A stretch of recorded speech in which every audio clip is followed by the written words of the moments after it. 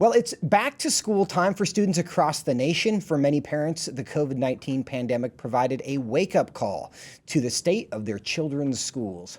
With Zoom classrooms and virtual learning, parents had to look into what was going on in the classroom. And when schools finally did reopen, mask mandates, vaccine mandates, critical race theory, and LGBT indoctrination were all part of the new normal in many classrooms. The result has been a vocal and growing grassroots movement of parents working to influence the direction of the educational system and the choices available to parents. Joining me now in studio to discuss this is a woman at the forefront of this movement. Tiffany Justice is a mother, a former school board member, and the co-founder of Moms for Liberty. Tiffany, welcome to the show. Thank you for having this. It's great. It's great to see you. Now, the last segment, we were talking about a school-related issue.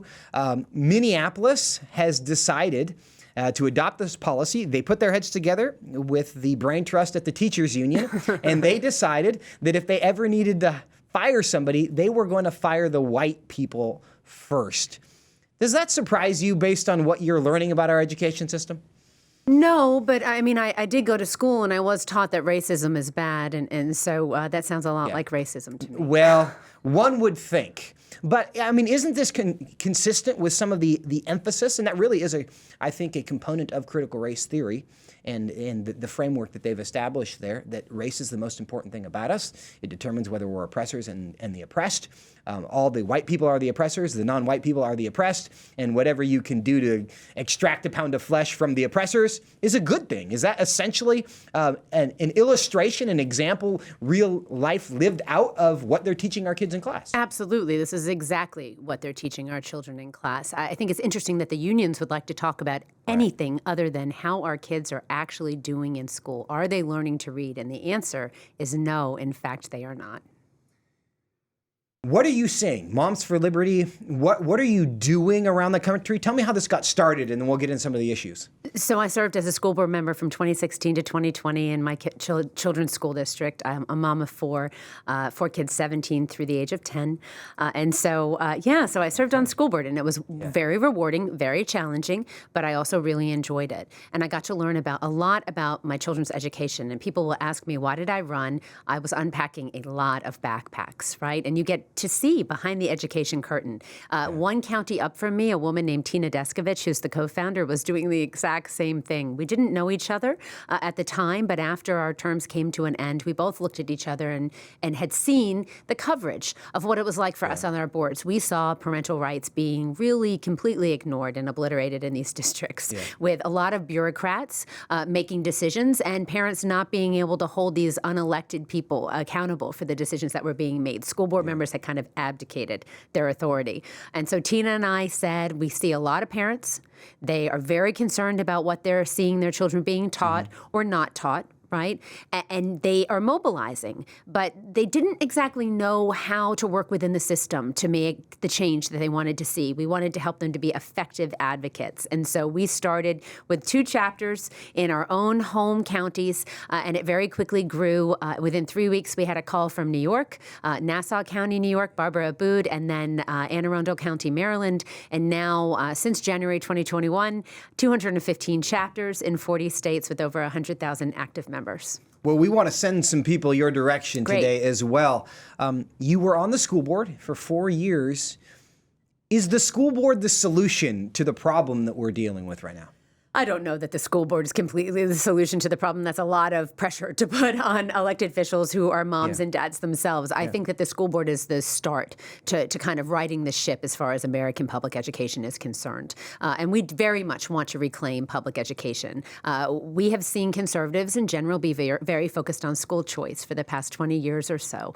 We believe in school choice. We think parents are the best expert for their child. We believe in school choice and reforming public education.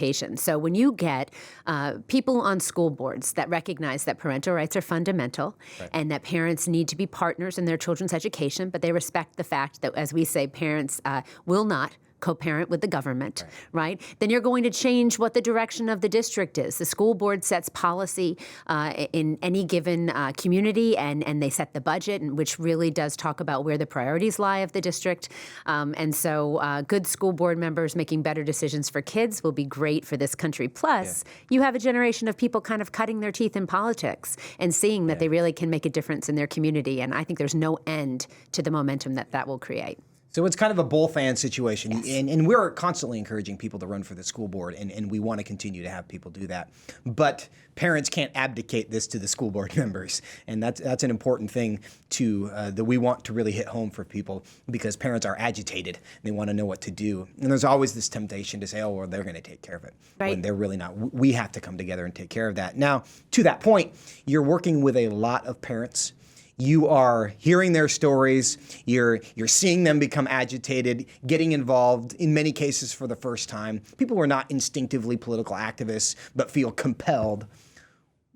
Is there a single issue? Is there a driving issue that is motivating the parents that you're talking to? I think being ignored at that school board level when they did have concerns was the wake-up call, right? So parents would see certain things in the curriculum, woke ideology or their rights being ignored through COVID policies, and they would come to the school board and they would say, hey, Tiffany Justice here, I've got some kids in your district, and I'm a little concerned about some of these things. I'm seeing, my child with a speech impediment regressing right now, or I'm seeing that my child is feeling very disappointed and sad and upset about the fact that he's being told that America is a bad country. And so, when you think about that as a parent, you come to your school board, you expect the school district and the school board to listen to you and to hear you, but that's not what happened. We had mics being cut off at school board meetings. We had moms who were bringing books to school board meetings and trying to read this material, and their mic was shut down because it was something that wasn't appropriate for a public meeting, and yet it was sitting on an elementary school library shelf. And so, the hypocrisy became a little much. Yes. I think it's a number of different things. I think parents are concerned about the safety in schools and the discipline and the focus away from real teaching and learning because of the discipline issues. And they are concerned about the woke ideology. They are concerned that instead of children being taught practicable skills, how to read, how to write, they're being taught to be politically literate or racially literate. And they're being taught and turned into little social justice warriors. Yeah. And so, I think American parents are saying, before you activate our children into social justice warriors, if you could teach them how to read, we'd really appreciate that. In the last couple of weeks on the show, we've talked about the trickle-down effect of the curriculum and what we're seeing in elementary schools is really starting in our universities, and the instruction and the indoctrination that's happening in the education programs at the master's level, at the undergraduate program. They are being fully immersed, well catechized into social justice kind of worldview, and then they are being dispatched as missionaries for wokeness, for progressivism into the schools, and they are frankly doing a very effective job of evangelizing for their worldview. And the point that you make there about parents being disturbed by the response they are getting from their school board members, I want to play actually something that the New Jersey Education Association put together to message on what the school board is dealing with. Let's play clip 6. We don't agree on everything in New Jersey, but we all agree that our kids deserve a world-class education. So when extremists start attacking our schools, that's not who we are. People who only want to fight to score political points should take that somewhere else. So extremists, and I got to assume you're gonna be one of the ones that they are referring to. And of course, they have pictures of parents who are clearly emotional and at school board meetings. What's your reaction to that reaction from the teachers union? Sure. It's the iron law of woke projection. The teachers unions are the arsonists now pretending to be the firefighters in this situation. I think the National Education Association is really the National Extremist Association. And if you look at their representative assembly agenda, the issues that they brought up, they talked about abortion, they talked about climate change, they talked about Ukraine and foreign policy. They talked about all of these different things that that have nothing to do with our kids' education. And I know why they don't want to talk about education. If I were them, I wouldn't want to talk about it either. They've been controlling a system that is failing. The failure, the educational failure that we currently see in America falls squarely on the shoulders of the union. Well, and to that point, I actually did a bit of research on that this week. Approximately 1/3 of America's students are at grade level in math. A third, which of course means 2/3 are not. I'm sure China loves that. Well, and then we see this persistent emphasis on things that, whatever you think of the issues, are not fundamental, right? We should be able to agree that it's more important for our kids to be able to write a paragraph effectively and to be competent in math than it is for them to, understand people's pronouns. But that really does seem to be the point of emphasis. And the irony of it is if you disagree with the idea that boys can become girls, you are the extremist, and they're running ads on television telling you that you're the extremist. Yes, I'm not sure where to start with that. I mean, I'd like for children to use pronouns properly. I think the idea that we have teachers that are allowing and encouraging students to use they for one person is crazy. Right. And yeah, we all agree that pronouns are important, right? But the way that they want, they're just redefining what pronouns are and how they're used. Yeah. And so I'll be honest, I don't think that the unions represent the teachers anymore. We have teachers that are joining us every day. And the teachers have kids of their own. They have families. They're moms and dads. We have an education system now that wants to raise kids. They really do want to raise the kids. They want to co-parent with us. In fact, they want to parent. I would object. I don't think they want to co-parent in some cases. They want They want to co-opt the parenting. They want to replace the parents. Correct. I agree with you about that. And we see that very directly with some very, specific instances of children being put into social transition, gender transition in school. 6 pages of documents a child is going through with a teacher at a school, and the parent isn't being told about it. And sometimes, and in Florida, we saw that a child was put into a social gender transition program.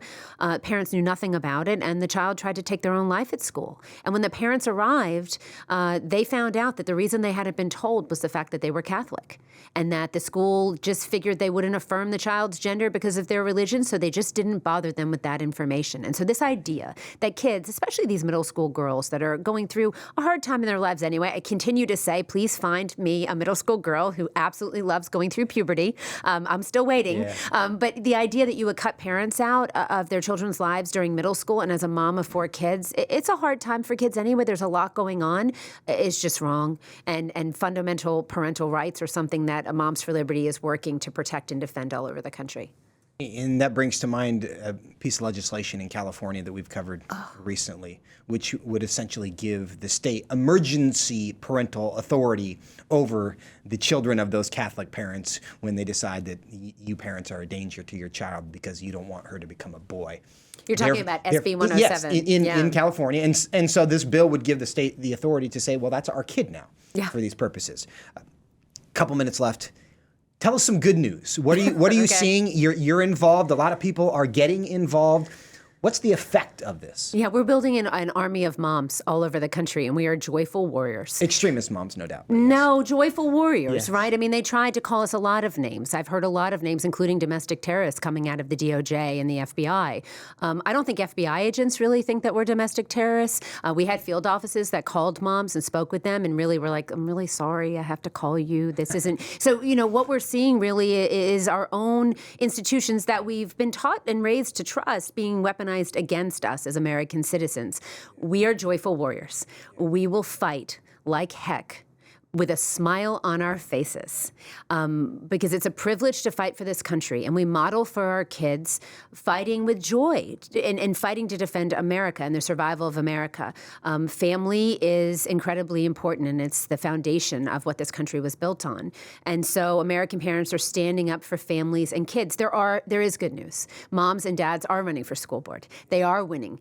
August 23rd, we have a primary coming up in Florida. Lots of people running for school board, and we'll see how that turns out. And so just really excited about the movement of new American citizens that are re-engaging with the government and through politics and through elections. And I think only good things are going to come from an entirely new political class who has nothing to gain other than to hold up their community and the kids and family in those places. They're not looking for a political career.